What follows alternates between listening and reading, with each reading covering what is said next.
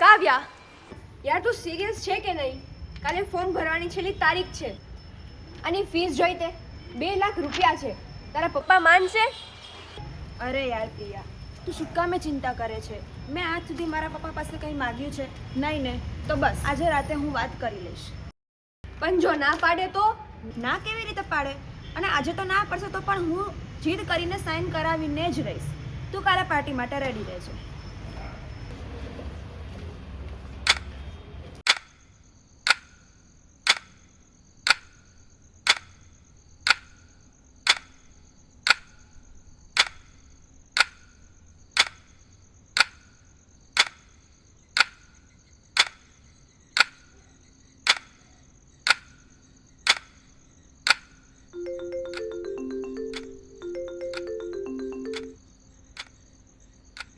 હા બોલ પ્રિયા.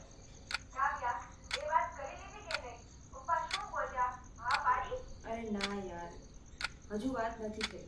પપ્પા હજુ દુકાનેથી આવ્યા જ છે. જમવા બેઠા છે. અરે તું ચિંતા ના કર, હું આજે વાત કરી લઈશ, અથવા તો કાલે ઉઠતા વેત વાત કરી લઈશ. પણ હું આજે સહી તો કરાવીને જ લઈશ. તું ફોન મૂક.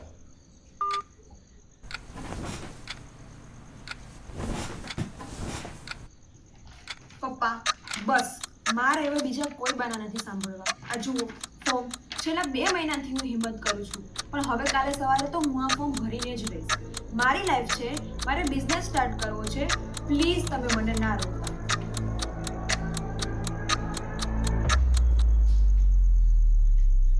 કાલે સવારે પાકું.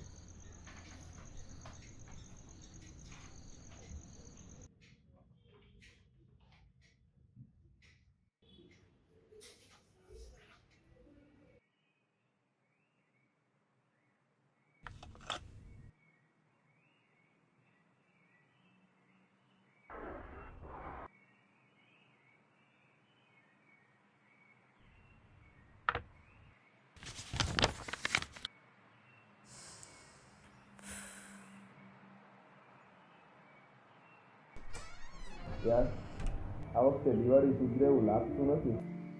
માર્કેટ સાવ ડાઉન છે. દુકાનનું પણ ભાડું વધી ગયું છે. મને તો રાતે ઊંઘ પણ નથી આવતી કે ઘર કેમ ચાલશે.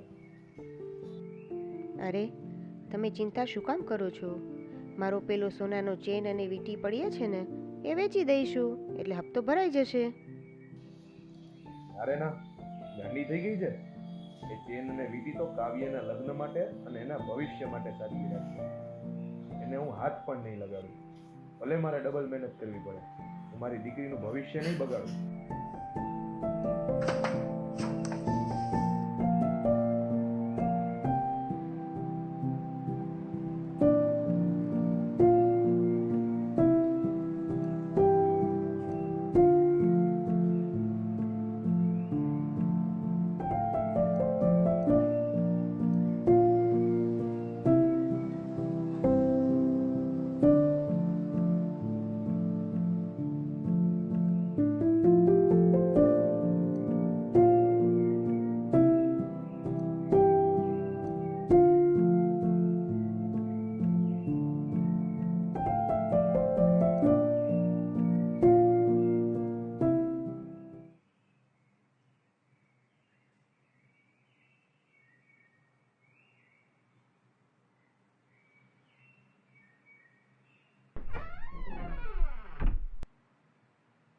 પપ્પા, હું કોલેજ નીકળું છું હો. અને હા, સાંજે હું જલ્દી આવી જઈશ દુકાને તમને મદદ કરવા. ભલે બેટા, સાચવીને જજો.